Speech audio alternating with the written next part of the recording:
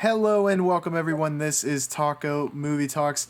I'm joined here with Matthew.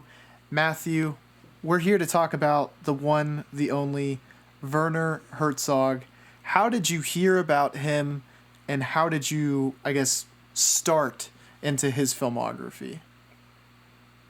So I first heard about him through the movie Julian Donkey Boy because I love Harmony Korine movies, and he was an actor in that movie. I know we've covered that one before, and so then I learned from that he was a director and that he really liked Harmony's movies, and he was in a couple of them. He was also in Mr. Lonely as an actor too, and so I started watching some of his more stranger, like older movies. I still want need to see Strozek, which I think is part considered a part of that era. But then also I watched a lot of his documentaries, which I thought were really good. That is something I love about Werner, and there is a lot to love about him, but and your kind of introduction to him is probably very unique. But it seems like everyone kind of finds Werner in a different way because he is so multifaceted. A very famous director, like you said, has a lot of feature films that are also famous. I think maybe in his earlier work, and then he also has really different acting credits to his name. And the role he played in Julian Donkey Boy is such a weird role. Did you have any indication while you were watching his performance that this guy was, a pretty prominent filmmaker? No, I had no idea. I'm laughing just thinking about like him in that role. It's like he's so funny, like trying to act like the American like dad. Um, but no, I had no clue uh, that he was a director until I started reading about the movie and about uh, who he was. But it's just, I think it's so interesting how it seems like he's always doing something. Like one of the documentaries today, he's in Antarctica. I watched another one called Cave of Forgotten Dreams, where he goes into these caves, I think in France, and it's about like human history. And then, he's doing one about capital punishment. He's just extremely diverse. I couldn't agree more. And He has a lot of acting credits. yeah, he's I think he's reemerged into like the mainstream with acting credits in The Mandalorian. And I haven't watched them to know personally, but I do think that that is true. Do you know if that is true, Matt? Or I have you don't heard this? know, but I wouldn't be surprised. He seems to pop up uh, when you least expect him, and he's ubiquitous. I think, and I think the reasoning for that is you can tell through his work that he just absolutely loves film and media. At least from my perspective, in both his feature films and documentaries, you can really tell he has a true passion for it. Yeah, you could tell he has a big passion for that, and also it's like he loves exploring, it seems like people's head spaces or where they're at. Like even in these documentaries, he's mostly asking questions about like how people feel or what they think or background about themselves instead of, a lot of documentaries just focusing more on the exact topic. He likes to stray from those. And it's kind of resembles his, narrative movies too. And something I want to kind of expand upon that with is that if you look at the plot synopsis of, you know, all the ones that I've seen, there is an instant hook to it. He seems to always find these unheard of stories that are weird and wacky and immediately interesting. Like Fitzcarraldo, it sounds like a story that it's exciting, it's interesting, it's weird, it's baffling, but it's also not one that I don't know that many people are familiar with whatsoever. And I think that's the case for both of these documentaries we're going to be covering, but it's just persistent throughout all of his movies. There's always something on the face of it that makes me want to watch his movies, and it's one of why I think he's one of my most watched directors of all time. Yeah, I totally agree with the interesting stories. Like this one, even Dwarves Started Small, is about this like group of midgets who all live together. And there's a documentary about people who live at this. I think it's like a institution of some sort, that are and they're deaf and blind. And so it's like, and then of course the grizzly man of Mm. the guy who wants to live with the bears. It's also such fascinating like topics, and you're like, how did he? Was he like the first person to know about this and like somehow got the story out before everyone else? Because I wonder why people hadn't covered it before, or why I hadn't heard of it. And that is something I think in the creative process that is it probably doesn't get enough credit from writers and directors who also write the material, is finding the the idea that you want to make into a film. And at least for my opinion, I think Werner is one of the best at that. And it's why I feel I keep coming back to him.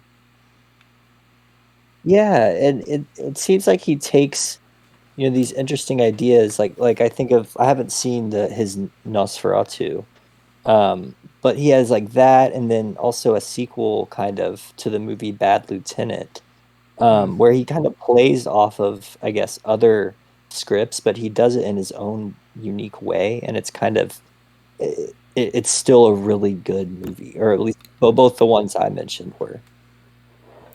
And this, I think, Roger Ebert was good friends with Werner Herzog, and I think he has a quote that I think I can resonate with, and that you may as well, Matt. And it doesn't matter whether it's one of Werner's best works or one of his worst. No matter what, it's gonna be compelling to the point that it's worth watching, because he puts such a spin on it that it feels like it's a unique viewing experience.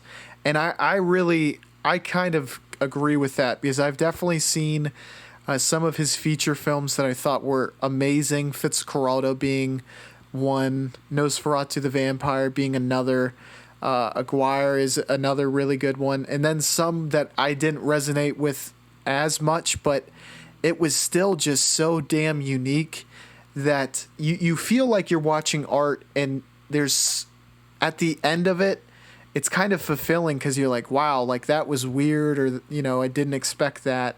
It's a fulfilling cinema experience anytime Werner is involved. Yeah, I agree. And seeing like him in interviews, um, his what he has to say and the way he thinks and talks about things is pretty one of a kind. He's one of those people uh, in the film industry that's really got his own voice and doesn't seem like derivative of anyone else's style. You know what I mean? Mm-hmm. Which I think is I think it's hard not to do that for most filmmakers or creative artists in general, and to completely have your own unique voice where you're saying stuff that no one has before. Or you're making movies that have such a distinct style where people can recognize this is probably something Werner Herzog did. It's a big achievement, I think. I completely agree. And before I kind of expand on that, I just want to say, for all the viewing public, please be sure to like, comment, and subscribe. But Matt, when you're kind of going into how unique he is, I think a large part of that would have to do with the fact that he was kind of like an untainted specimen, for lack of a better term, in that he didn't really grow up watching movies. And I think the first time he had seen one was late into his teens when a projectionist came to his village in. Now I feel like I might screw up the country here. It's not Bulgaria, but Bolivia, I think, is where he grew up, which actually is not too unlike Wes Craven, another very unique voice or big character in the cinema sphere. But I think the fact that he had kind of developed a lot of his personality and characteristics that made him who he was, and had his own opinions about things before he was ever really introduced to the medium, I think served beneficial to him having one of the most unique voices in cinema. What do you think about that? Yeah, I actually didn't know. I think I had heard him say one time that he read a lot of books but didn't really watch many movies. Um, and so I wonder then how he got into wanting to make films. Because I honestly don't know too much about that, but I think that what you're saying about that creating a unique voice for himself, I agree with that. I think it seems like how he grew up, whatever his circumstances were, and probably provided just with his personality, with that he sees the world very differently than most other people, and it's pretty, I guess, cool that he could uh, transcribe that to film when he didn't grow up watching so many movies like most directors do. Yeah, that honestly does. It strikes me so weird. I think I'd watched this in videos, and I'm reading about it now in Quentin Tarantino's book. It is Cinema Speculation. He talks about Scorsese, and I think they go by the name of the movie brats. It was the people in Scorsese's kind of generation of people who went to school for film, but also they were that first generation that watched a lot of film and television on the TV. So their exposure was unlike anyone else before them, just because you can only spend so much time at the theater watching movies, but when it's on TV, your access becomes just, you can watch so much cinema while it's in your home. And it's just so crazy to think that someone who was on the complete polar opposite of that spectrum was to be, able to become one of the names that is unique and also cherished in cinema. Yeah, it's interesting you're talking about that genre. I think they call it New Hollywood, or that group that made, Mm-hmm. I think, movies in the 70s, maybe mostly in the 70s. That might be Scorsese's generation.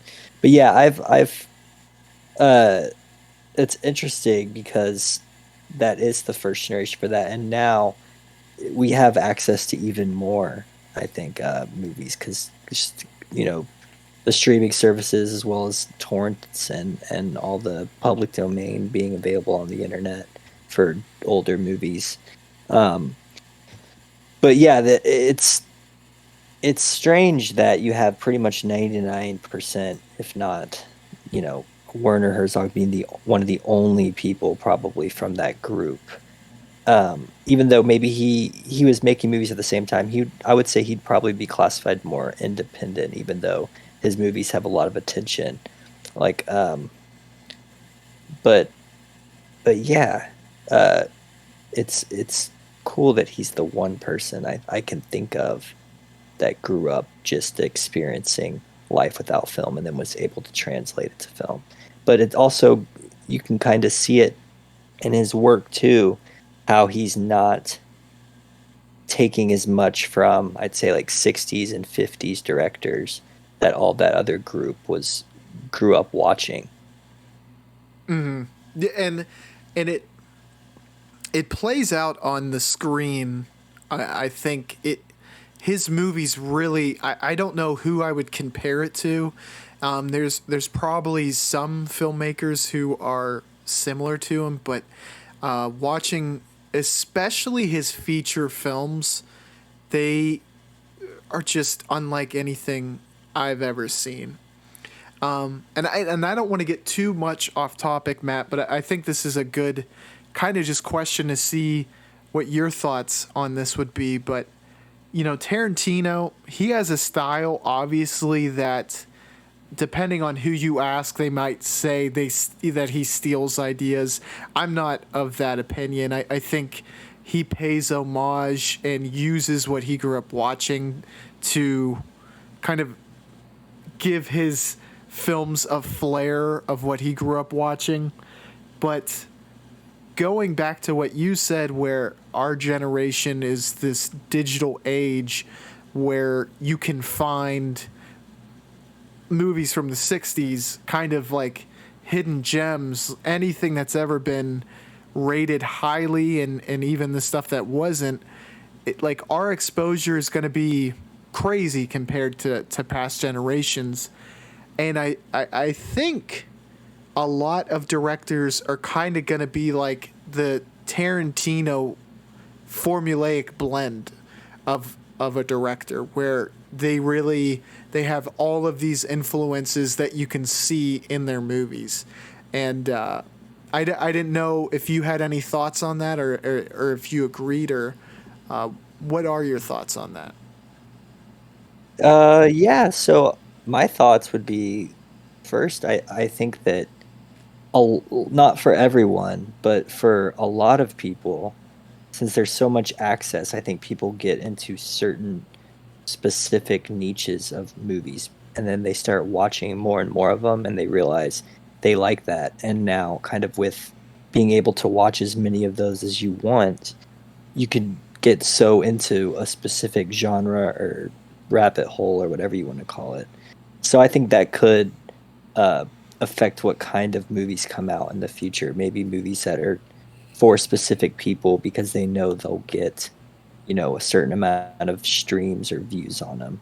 But in terms of like traditional movies that come out at the movie theater, one thing I think about is how I haven't really seen a movie where they use the internet really well in the movie. Maybe there's one, I just can't think of it, but like where like Uncut Gems does it pretty well, but it's more like the texting on the iPhone and stuff. Mm-hmm. But I was just trying to think, like, since the internet age or whatever people call it, groups of people are going to start making more movies lately. I wonder how that will influence them, as well as you know following that path of seeing the great movies in history, and somehow combining the ability to see all those movies or having seen them with this internet technology type of outlook on the world. I think you're right, and maybe to take one of your points a step further, it seems like nowadays, I don't know, my thought process with streaming was that it would eventually lead to the merger of a lot of different streaming services to get us back to like equilibrium, so to speak. So, I mean, right now, I can't tell you how many streaming services there are. It seems like we're almost at a peak because there's a ton I didn't know existed that now exist. And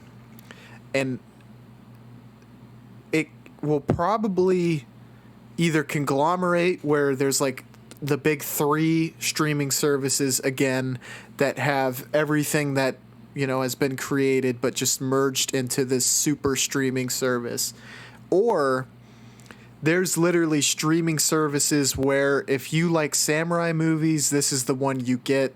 If you like, I don't know, kung fu movies, this is the one you get.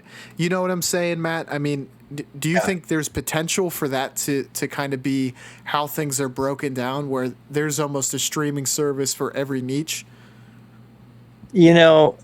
For me, like I was thinking maybe it's just going to turn back into TV because of all these apps that I like Pluto and Tubi and all this stuff where I can stream a movie for free, but there's ads, and then they also have like a TV looking channel with a guide.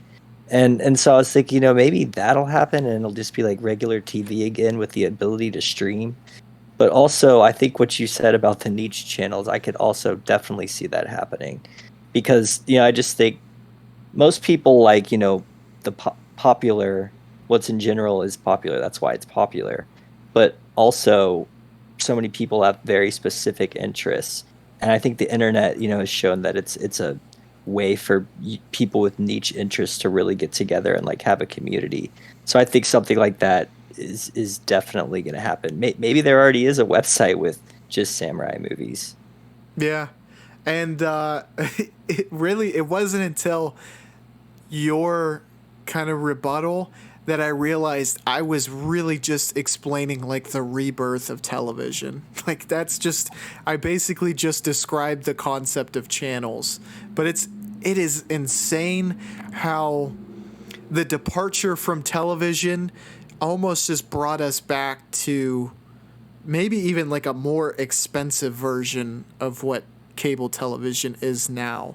But I think it's going to be interesting, and I'm excited to see where film goes, and I wonder, kind of going off of that, I think there's going to be more.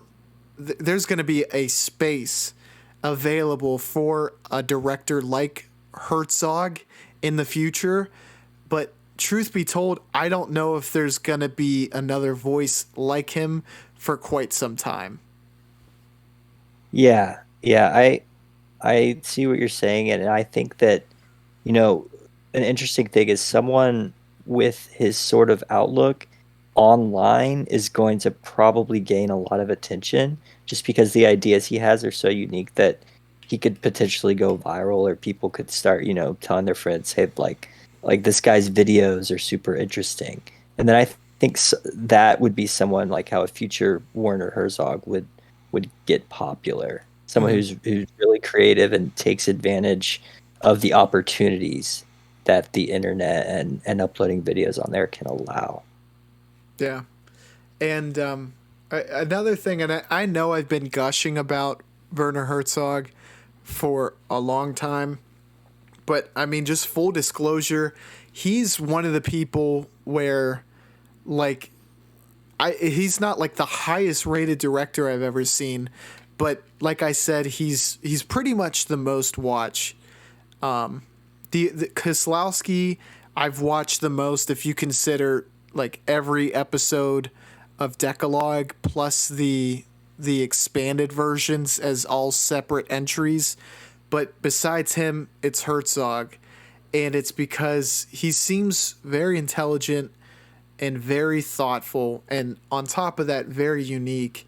Where I love seeing interviews with him because he seems to have like a really informed take on anything, and also his voice is he has a documentarian's voice to do the narration. I mean, it seems like he was born for that.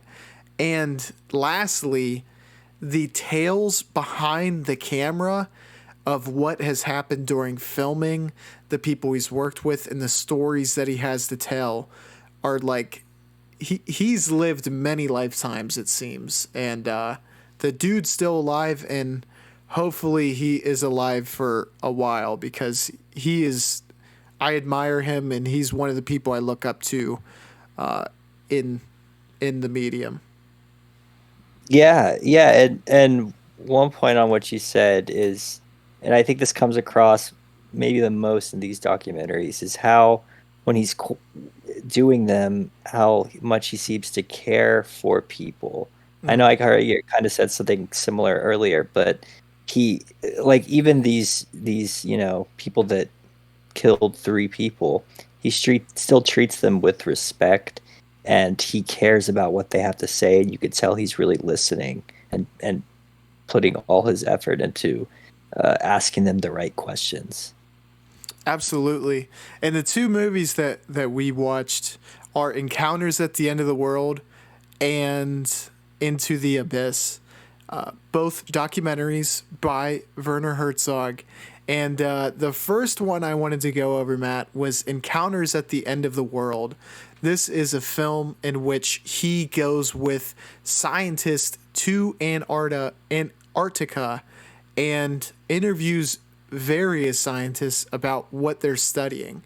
And on the face of it, it sounds crazy, and I think it leaves perhaps the most space for Herzog to kind of explore and find the narrative. Did you kind of have those thoughts as well going in, or did you have any specific thoughts going into this viewing? Yeah, my first initial thought was I had actually seen maybe at least one, maybe two other documentaries kind of about Antarctica or the Arctic because I thought that was super interesting. And my first thought was kind of how different this documentary was, and I realized from the beginning how different it was going to be than those other ones I had seen, which were more kind of going around like exploring, like you're as if you're discovering Antarctica for the first time, kind of like something you would watch in one of those museums that's like about Antarctica. This was more like what it's like to be in Antarctica or to live and work there. And I think this goes back to the point that you made that he cares about the people. It seemed to very much explore the personalities of a ton of the people who lived and worked there and how unique these people were. And I think in one of the well, all of the interviews, the people who were there always kind of came back to the point that it's like these are all very independent thinkers and people who are really unique who all kind of conglomerate there in Antarctica. And I thought that was just so it was a really kind of cool thing to see that all these personalities are so wildly different, but they all share something that brings them to Antarctica like a magnet almost. Yeah, they seemed kind of like their own close group of people that all kind of knew each other. I guess when you're that isolated, Mm-hmm. you don't really have another option. And it seemed that quite a few more people than I thought weren't very excited to be there. Like that one PhD student, or I think there might have been a couple. Um, and when I think of going there, I always think of it how interesting it would be. But it looked, way more dangerous than I had envisioned at first. I agree, and I think they brought it up like as they were taking that crazy bus. I think it was the Terra bus or something like that. It had like a unique nickname, but first of all, the vehicle looked like something from like that you would ride on the moon, and the camps itself, it does look kind of desolate and a bit depressing, but some of the people seem just completely in awe of what they got to study there, and like it was the best thing ever. And it was so interesting to see their unique perspectives on what they were studying and their experience there in Antarctica. And I enjoyed that. Yeah, yeah, I like that too. It also seemed like, another thing that maybe was a part of the reason behind these were such a unique group of people is the fact that you kind of have to leave your life behind if you're going to spend an extended period of time in Antarctica, just because of, how isolated, like I was saying before. But it's not like going even to work abroad in Europe for a while. It's like you're going off the grid. So you gotta really care about what you're doing, and pretty much have that as the most important aspect of your life if you're gonna put everything behind you and go to Antarctica. Yeah, and to kind of speak to that, the whole depiction of their stay there and their community there was it's the closest thing that I could imagine making a civilization on another planet would be like. I don't know if you felt that way too or not, Matt. Yeah, yeah, I did. Like a Mars camp or something. Exactly. It felt you were immediately aware of how far off the reservation this was and how isolated they were. And to go back to what you were saying earlier, especially the diver and his team, I think how they were like kind of all watching a movie together and then later like playing music together. It was like it's almost like a commune, like a progressive hippie commune in the '60s, but it's science that brought these people together rather than like a cultural revolution. Yeah, it reminds me the most, I would say. I guess this is kind of similar to what you're saying about Other Planet, but of the people that go on like the International Space Station, like a bunch of really intelligent scientists who are all there to do their job, which is, what they care for the most by far. And then so you kind of got a mix of interesting personalities combined with them not being able to communicate with their family or friends from back home. It creates a unique community that I think Herzog captured really well, and I think that was also his intention going into it, even though I did not expect that to be his intention. Exactly. I that was the kind of least expected outcome of this documentary. I think like how you were explaining that it would almost be like exploring the this tundra and what it looked like. It you got like this doses of silliness and flashes of these really unique personalities that you just would never expect to find there. Two of my favorite scenes was when the team was doing practice for what they would do in a I guess like a heavy whiteout snowstorm where they were wearing the garbage cans over their head to simulate what it would be like, how far you could see, which is virtually nothing, and how much you could hear. I thought that was hilarious to just see all these scientists with garbage cans on their heads with faces colored on. And then there was also a welder who I think said he believed he was a part of the Aztec bloodline. And the best part was, and Herzog is kind of known for this, is that he just lingered on him after they kind of wrapped up the interview. He had answered the question, and then he just lingered on him for a couple more minutes, and you just kind of you got to see how he reacted. And I loved both of those scenes in this movie. I don't know if they stuck out to you or if you had scenes that stuck out during your viewing, but if so, I would love to hear them.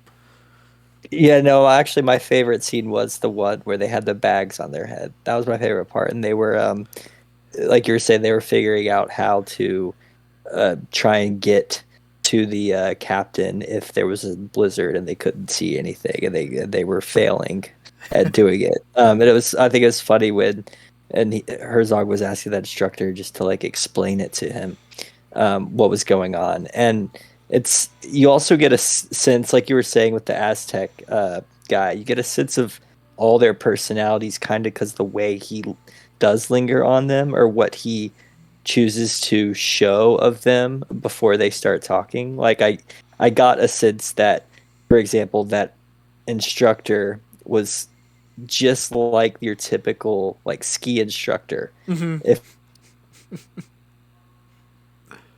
it me so much of that type of person.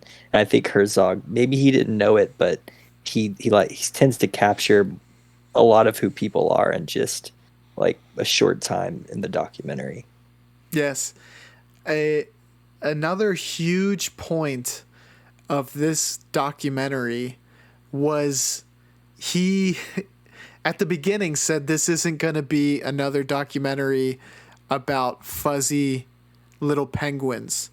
And yet at the end of the documentary we're talking to someone who studies penguins, which I thought was like the best setup and punchline to a joke out of any Herzog movie I'd ever seen. But I found his interview with that scientist to also be hilarious because I think it gives you some insight to the type of wacky and interesting guy that Herzog is from the questions that he asks. But it's, I think you can easily write him off as like just a wacky, crazy character, but they're also like very interesting and kind of creative and intelligent questions to ask too.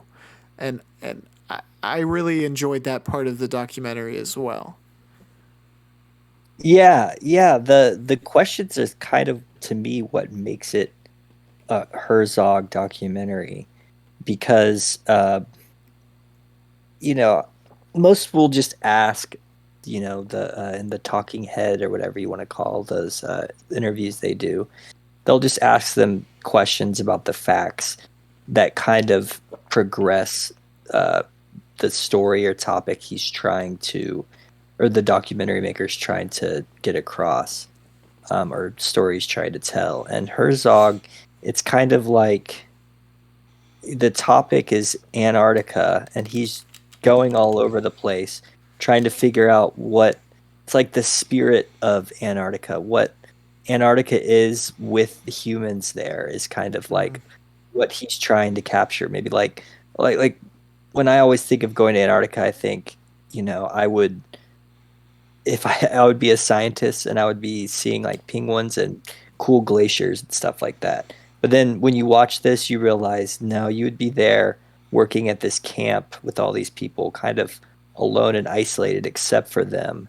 And you do get to do, you know, these cool activities like studying penguins if that's what you do. But also he asks questions that kind of reveal what their life is like in Antarctica and what led them there, which really like kind of shows what Antarctica is for people. And I think it leads to the question with Antarctica. I think it's so much easier to identify, and that's what makes this documentary work, is that you can really observe it and dissect it and begin to understand it as a viewer.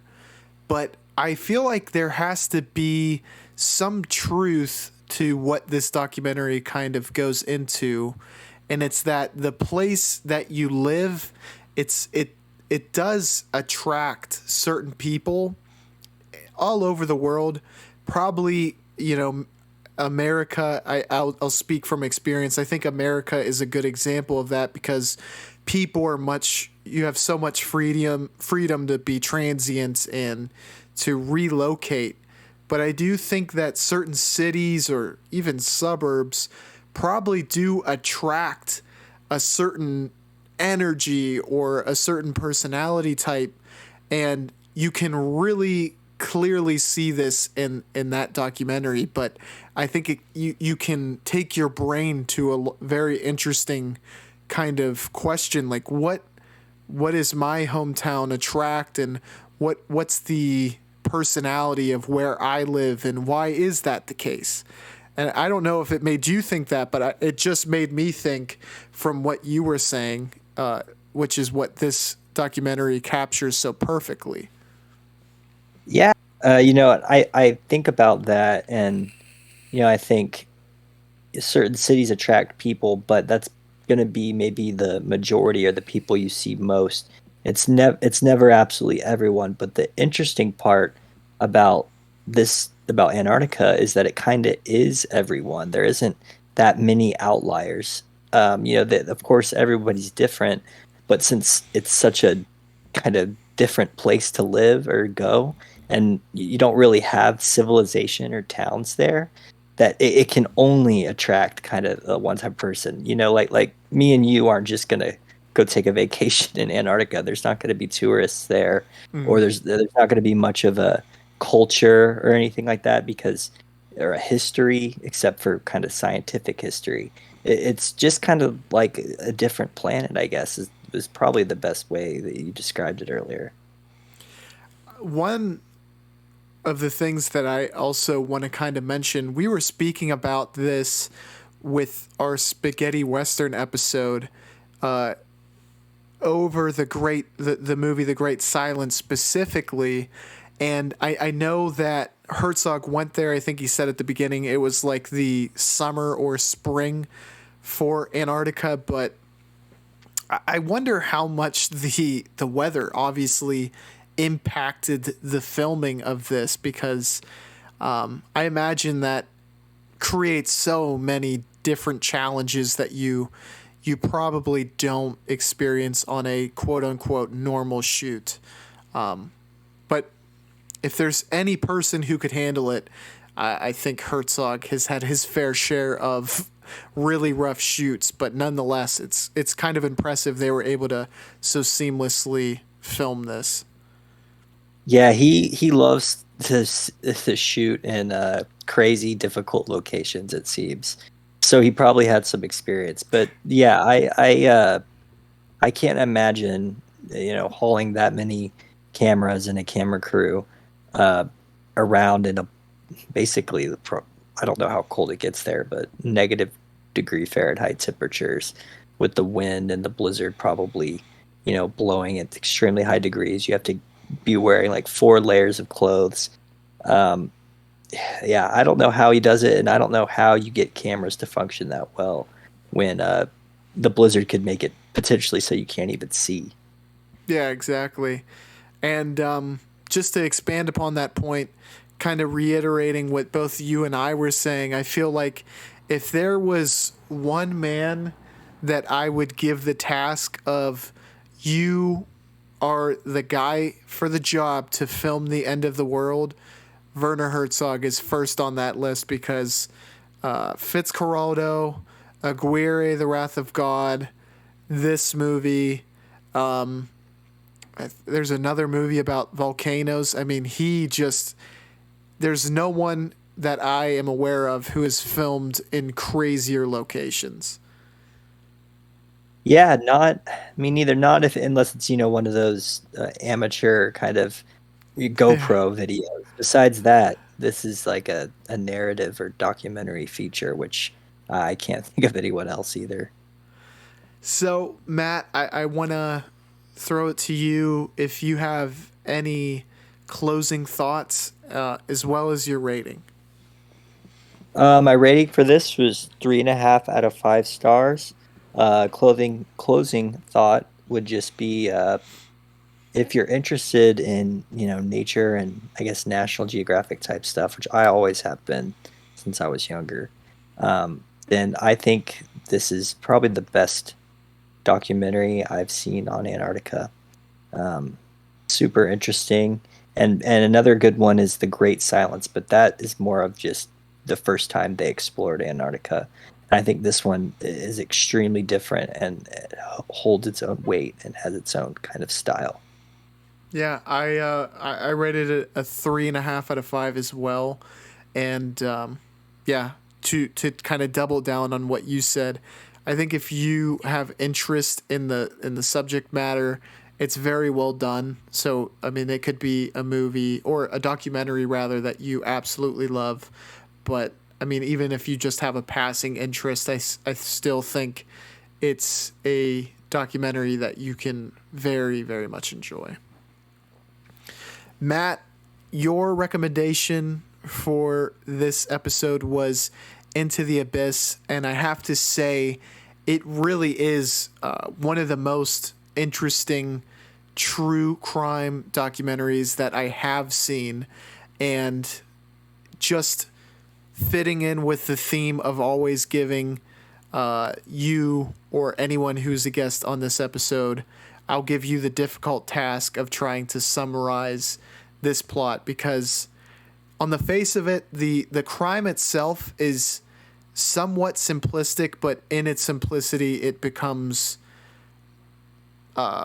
just strange and kind of hard to describe. But Yeah.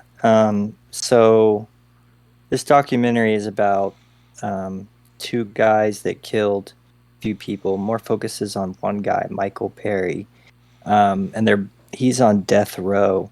And the movie's more about what executions in the United States are like, how the whole process plays out. But the crime was a triple homicide. And I guess the bizarre part, like you were saying, is that there really doesn't seem to be a motive besides taking a car, which doesn't really seem like a reason to kill three people um, when you could just go steal the car without killing anyone.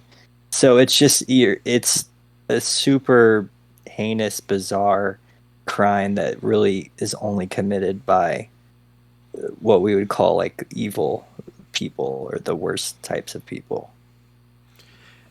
yes, and the simplicity of this crime was there was something about that you get you get so used to like the enigma of serial killers and they seem to kind of fit into the various or like some a couple molds really. The motivations are quite consistent with the likes of a Ted Bundy, a Jeffrey Dahmer, a BTK, a lot of infamous serial killers, to where when you're first introduced to them, it makes no sense. And then the more you learn about all of them, it actually begins to kind of form a pattern where, you realize, there's something broken within them, but they all seek very similar things. And this one, it really stood out and was just a different case because, like you said, it was for a car. And Michael Perry was really interesting and weird and upsetting, or I guess he kind of made your skin crawl. I don't know if you felt that, Matt. Did you? Was he like so just weird and different? He made you uneasy in your viewing. Yeah, he did. And it might be because we know what he did, but like Mm. the way he looked, it's just like his whole aura and also when that he's denying what he admitted to and showed them where bodies were, so he definitely did the crime, and now he's saying all this stuff about how he's really innocent and how it's a given fact that he's innocent. All these kinds of things make him a strange person. And then there's that, and you could tell he loves the attention Herzog's getting him, Mm-hmm. and he loves that Herzog doesn't want him to be executed, but Herzog is kind of like he just kind of says what he does plainly, and he kind of, you know, hits at him that he doesn't like him, even though he's supporting that he shouldn't be executed. And I think in any like theoretical debate, you have to be able to almost support the worst version of what the worst kind of calculated situation. And this is kind of like the perfect example of that, where it's a guy who killed very nonchalantly for a very low monetary amount, and it shows how little he values people and their emotions, how little empathy he has. But Herzog, in almost defending the worst case possible, it shows that, hey, look, I don't think it's right for this person, and it kind of, you can tell from there, he obviously wouldn't support it in any situation, which makes great for his kind of purpose of the documentary, I think. Yeah, and I think you're right on when you're saying when you were just talking about him choosing this one, because I actually, there's some other ones up on YouTube, just kind of other similar stories and interviews with people on death row, and a lot of them you feel like, you know, these probably people probably shouldn't be here, or maybe they shouldn't. And so I know he definitely chose this one because he probably found, you know, this guy the most cunning and the most senseless crime. So he wanted to show, you know, I think he wants the viewer to question, you know, or he kind of wants the viewer to maybe push back against it being okay, because, or against it not being okay, because of how how much you feel like this guy deserves it. You know, especially when he interviews the people that knew the victims, you realize how much harm he caused over simply wanting a car. Like, this is a person who like ticks all the boxes on of like antisocial personality disorder or psychopathy, for just being like someone you can't really control, and they're just going to commit crimes. Yeah. The people who were affected by the murder, that was really that was hard to watch, because two of the people in particular, I think one was the sister and one was a brother of the victims of Michael Perry's crimes. Man, their lives have been just like devastated throughout. And the murder of someone they loved was just like a cherry on top. And that is like, it's, you feel for them so much because they've gone through so much grief in their entire lives, and to have like this thrown on top of all of that, it's like these people need to cut a break, honestly. Yeah, and I think that's like, that's probably my favorite thing he Herzog did in this documentary. I realized it the second time watching it, was how he's advocating for the end of the death penalty, but he's kind of putting you through how you would think about the death penalty. Like when I think, should someone be executed, you know, I go through a theoretical debate. But then if you take a specific case, find the victims, and then go listen to, you know, how they were affected by the event, a lot of times you're going to change your mind and think that the person does deserve to be killed. So it's an interesting uh, kind of internal debate I think a lot of people have, that Herzog maybe knew that people would have when he was putting together the documentary. Yeah. And on top of that, I guess the co-conspirator, for lack of a better term, the person who was committing the robbery with Michael Perry and got caught with Michael Perry in the eventual shootout and arrest, getting his story as well as his father's story it paints a just amazing illustration, heartbreaking, obviously, but to the circumstances of both the victims and the criminals, where you get a sense that there's socio-economic factors that, for lack of a better term, is very hard to make your way out of. And it leads to lives that are much more difficult and very depressing, honestly, for, just to put it bluntly. Yeah, I'm thinking about that part where the dad is talking about how he spent Christmas or Thanksgiving with both his sons in jail, uh, which was just kind of heartbreaking to hear something like that. And then you think, while I don't think Michael Perry had a family of criminals, he was just seemed like a bad individual. The his co-conspirator, I think his name was Jason, maybe he uh, seemed to just come from a bad family of criminals. And I think when you grow up, when your dad's was he a murderer, a bank robber? Um, Yeah. it's probably hard to separate yourself from that lifestyle. I completely agree. And that was another piece of the Michael Perry puzzle. Yeah, hello? Can you hear me, Matt? We will be back in 1 second.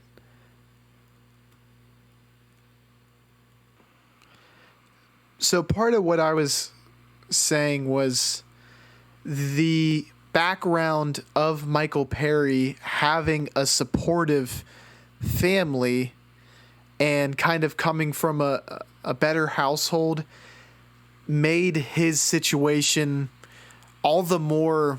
It makes it easier to be upset at him as a criminal. I that was my perspective. I don't know. Did you feel similarly, Matt? Yeah, and that was something I was just thinking about was another thing that makes this crime so kind of hard to wrap your head around is we are almost always, when it comes to these crimes, trying to find something to blame or some reason for why it happened. And it'll almost not almost all, but a lot of that now people say it's from having a bad upbringing. And so when you have someone who doesn't seem to have had a bad upbringing, just chooses, to be to or not chooses, but just completely lacks any sort of empathy, and then commits a crime that doesn't really make sense to, I'd say, almost all the world's population or all the population, uh, then it's just it's so bizarre.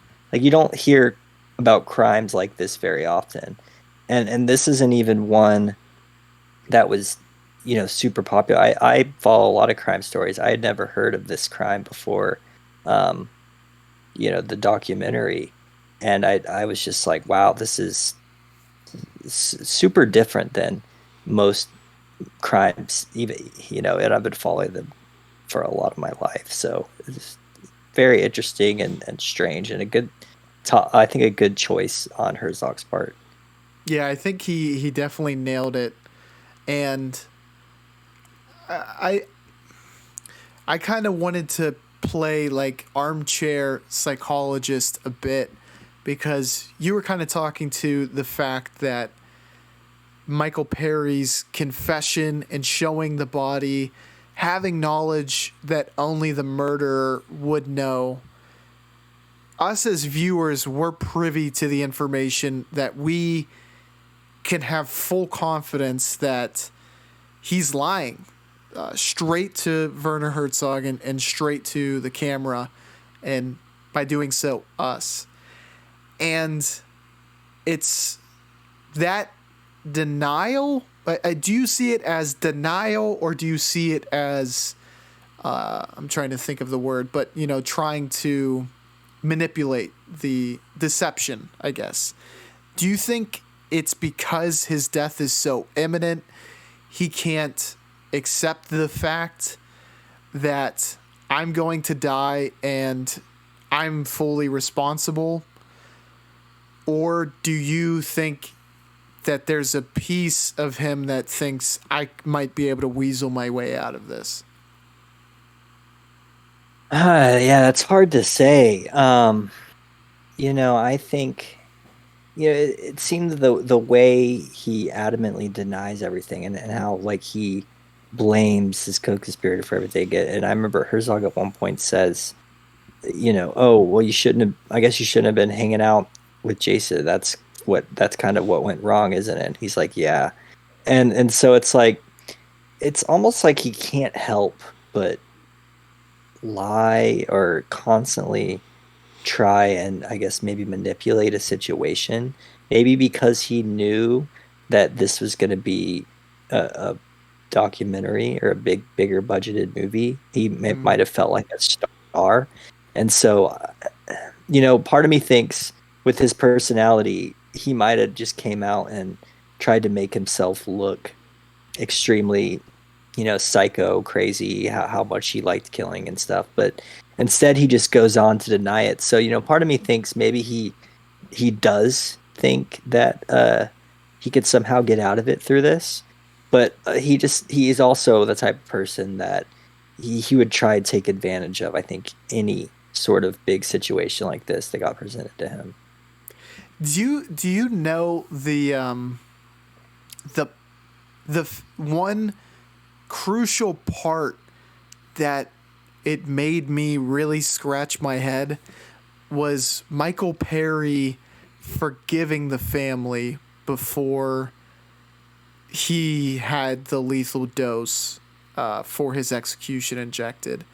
And that was, and maybe I'm misidentifying, but it seemed like he stuck to the narrative that he was perpetuating in this documentary till the very end, where you would expect someone to drop any facade, I guess.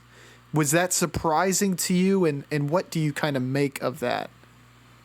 Yeah, I also didn't quite understand that. He's obviously just trying to play a victim.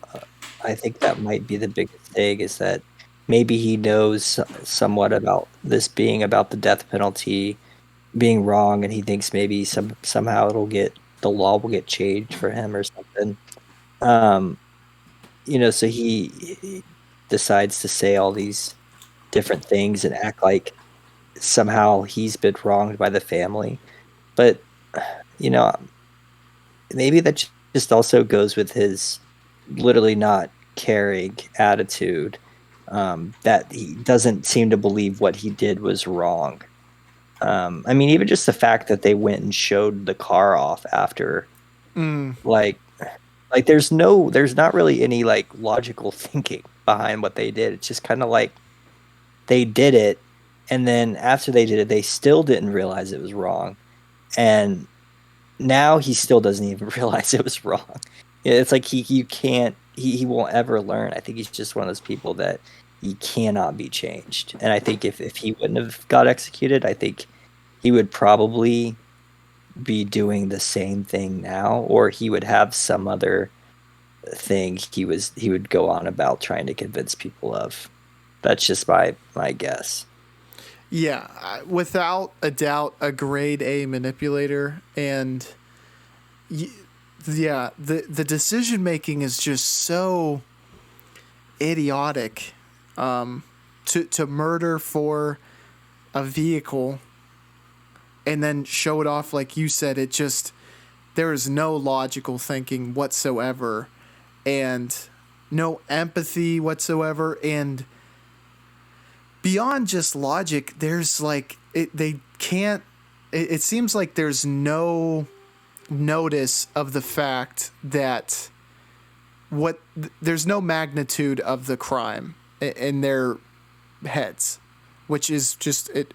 I don't get that, especially the I can't remember the name, not Michael, but the other person involved who has a father in prison for a really long time. You think he would know more than anyone the magnitude of these crimes and that it can put you away for quite a while. Yeah, I have to think it's the impulsive nature of both of them. I think that's the killer thing for them. It's like I don't think either you or I understand this, um, but it's like when they want something, they're gonna get it any means possible, and any sort of like thinking about what the consequences are just goes out the window. And so it's like they're kind of enjoying their time after they've stolen the car, showing it off, and then it's as if only when they get arrested would, Jason, I think his name was Jason, the his co-conspirator, think, oh man, my dad got arrested, for the same thing, and he's not coming out. I don't know if he really thinks much before about it. Yeah, I mean that seems to be the only reasonable explanation, is that just the way they think about it is so different. And part of that makes you feel empathy for these people, that they just don't possess a critical piece of, I don't know if you want to call it intelligence or emotional intelligence, but it is, they're, it does, in a way, it does speak to maybe the argument that they are doomed, for lack of a better term. Yeah, it's like I've heard about people that get certain brain injuries. I think it's your frontal lobe, and it, or somewhere in your frontal lobe of your brain can be just completely destroyed through an accident, or it can be like the levels that it reaches in terms of like being active can be naturally really low. And I think that tends to create people that are more impulsive, um, just in general, you could just say uncaring about others, about anything. It's as if they kind of only live in the moment. And I think maybe that kind of lack of activity in your brain, just you no longer really care about others in any form or way. So it also leads to your life taking a downturn, because if you're constantly going against society, or what's the laws, the law says this but you're always breaking it, your life's going to end up in shambles. And so that's what ends up happening with these people, and then they learn how to work their way through this sort of social system that they don't really understand, and then that's how they end up manipulating, because they figure out they can manipulate. One of the aspects of this documentary that really stuck with me was kind of the procedure of the lethal injection. And there was something about it that completely made me very uncomfortable. And I think it's the powerlessness that you would be in that situation. And as they explain it, I can't help but my own put me in that situation in my own mind, and just to imagine how intense and scary, let alone the countdown of knowing the date of your own death. That, on the face of it, is very scary for me, but also at the moment of truth, being completely powerless to do anything about it was a very intense and scary thought for me. Did that have a big effect on you as well? Did you kind of put yourself in those shoes, or how did that kind of make you feel?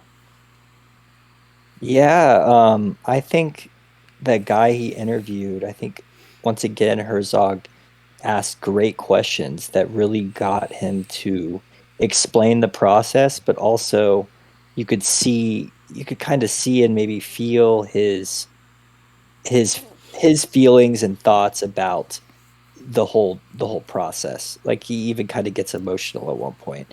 But yeah, for me, um, the scariest kind of part would be what they do before, right? Before like the last meal they get, and when he was Mm, talking about those things, because I think the scariest part would be that last day before like you were saying, you're about to be killed. That to me is probably the most terrifying thing, like in a death that is coming. It's terrifying for me. yeah. Another thing that I wanted to bring up, and this is kind of just reiterating one of the points that I made at the beginning, but I have found this in films and documentaries when you paint a one-sided portrait, it does not feel nearly as not compelling, but that it doesn't help to change your mind. I think it can embolden your stance if you have an opposite perspective, and then it feels like an echo chamber if you already agree with the director's perspective that they're trying to push through the narrative. But I think Herzog, he walks the fine line of giving a very well articulated two-sided argument that in doing so you're more receptive to the point he's trying to get across. And despite the fact that he comes out very clearly in opposition to the death penalty, by choosing this case and showing you both sides, I didn't feel like I was going to discount Herzog for trying to push his side. Does that kind of... Yeah, exactly. You feel that way as well?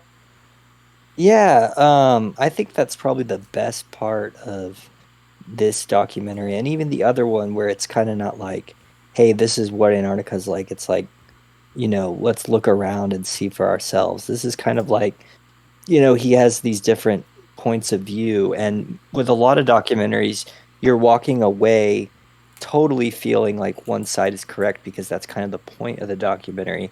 And then I was just thinking how so many at the end you'll see, oh, so and so or whatever news organization or government has declined to comment, and that's kind of because you see them as the bad guys by the end. And Mm-hmm. in this one, he kind of talks to everyone because no one is really made. I mean, it's obvious, who's a bad guy, but no one's really made out to be evil through how the documentary is crafted. You just kind of see, the pain that he caused, but you also see the horrible process of executing someone and how kind of inhumane it is. And so even though you kind of feel like he deserves to die or have some sort of terrible punishment for what he did to these people, you're also like, but does executing him solve that problem, or is it effective? Is it just something in 100 years we're going to look back and say like we should have never kept doing this? So he kind of leaves you questioning in that way, and I think to me that's what sticks with me from the movie. And whenever I talk about or discuss or think about the death penalty, I usually think of this documentary like one of the first things, just because how it makes me think about the whole situation and both sides of the debate. On that note, Matt, I would like to get your final thoughts as well as your rating on this film.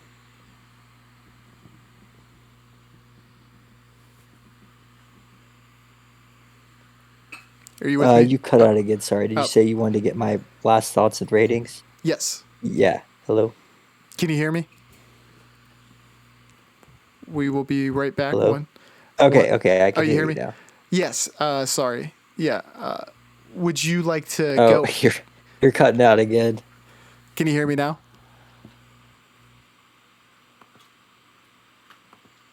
So, Matt, I was just wondering, what were your final thoughts on this documentary, Into the Abyss, as well as your rating. Yeah, so my rating for this was 4.5 stars, and that's primarily because I'm super into true crime, and I thought this was a great crime documentary about real crime and not a nice fictional crime narrative. But my final thoughts would be this is this will open up a great debate or conversation about the death penalty. And I think that this documentary could be shown, in some sort of class or something that's teaching about the death penalty. I also think one of the scenes we didn't talk about that I loved was the opening with the pastor talking about the squirrels. And I think that really highlights just how great Herzog is at these interviews and how what he can get out of people just by staying on them with the camera and continuing to question. But yeah, great documentary. Absolutely loved it. Yeah, I gave it a 4 out of 5, and I think it is great. I think it's one of Herzog's best documentaries. Definitely up there with Grizzly Man, and I forget the name of his volcano documentary, but I really appreciated that as well. I think it's in his top 3 documentaries for sure. Great true crime. One of the best pieces of true crime media. I think it's maybe In Cold Blood, the movie depiction of Truman Capote with Philip Seymour Hoffman. And then there's a couple documentaries, or I think one specifically about Ted Bundy and this, that are kind of at the top level of true crime media. This is great. And it has that very unique Herzog fingerprint to it that I appreciate all the more. To finish things up, Matt, I wanted to ask you what characteristics, what aspects do you think can help make or craft, for to term it, a great documentarian slash interviewer? My initial thoughts on that would be um, first someone who can capture the life of that area without intruding. So someone who can go into, a not very known area like Antarctica or death row and still like be able to convey what it's like without uh, putting too much judgment or I guess spinning a narrative about it and actually, you know, capturing what it's like there and not having people that are local come on after and say, "Oh, this documentary is nothing what it's like." It's just promoting this or that.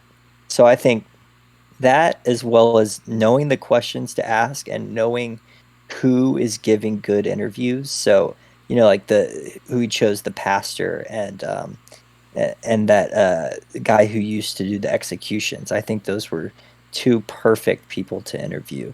And somehow the way he questions really gets great answers that he can lead into other scenes, which helps you stay, I think, engrossed in the documentary. So yeah, for me, it's usually something I have to usually find the topic pretty interesting initially, but if they can really draw me into the world of what it's like to be there without any sort of um, argumentation for why it's good or bad or one side or the other, I think those are the best types of documentaries. Absolutely. And I want to see if these are characteristics you saw in Herzog, but he he's almost enigmatic in that he seems to have a very good background knowledge of things that he covers while also having seemingly a childlike wonder about the topic. And it transfers very well to you watching. That's how I found the way he looks at it. It's like he's looking at it through fresh eyes, and it makes you excited. Like, all right, let's explore this topic together.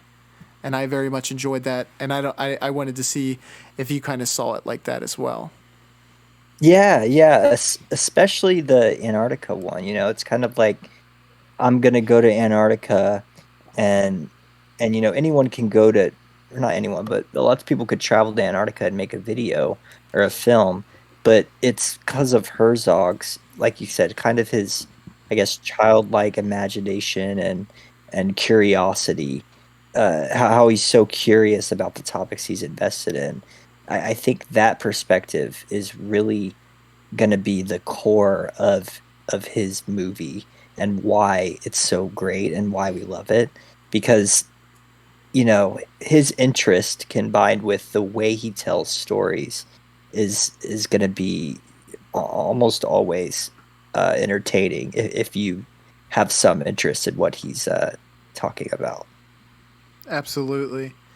Matt, thank you so much for talking about Herzog, one of my favorite people, someone who I admire the most. This was an absolutely amazing discussion. So thank you very much, Matt. Yeah, thank you for having me as always. Yeah, and check out Matt's letterbox in the description below.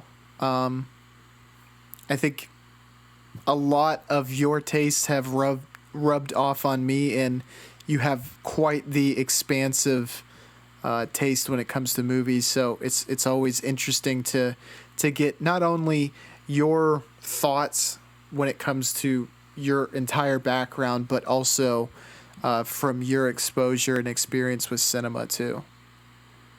Yeah, and I love being able to, discuss all those movies and also other movies that I wouldn't have watched but get exposed to on here. So it's always a good time. Absolutely. Thank you again, Matt. This has been great. And thank you all for watching. We very much appreciate it. And as always, we will catch you on the flippity floop. Bye, y'all.